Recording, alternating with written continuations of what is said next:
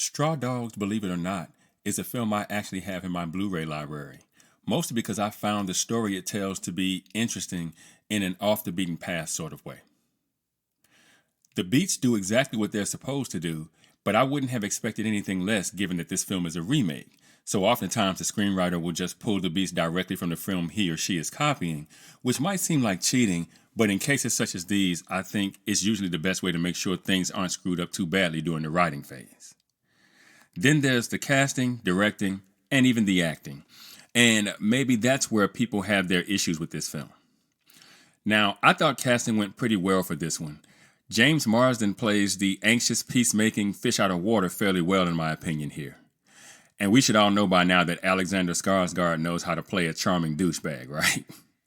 And Kate Bosworth. Let's just say she more than did her part here and leave it at that.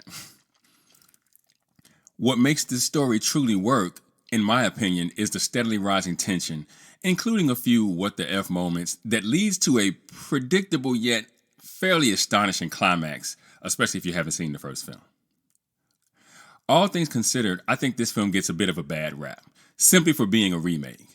And you guys that have been here with me for a while know exactly how I feel, in that I generally loathe remakes. But I'll be honest with you all, this one didn't bother me quite as much.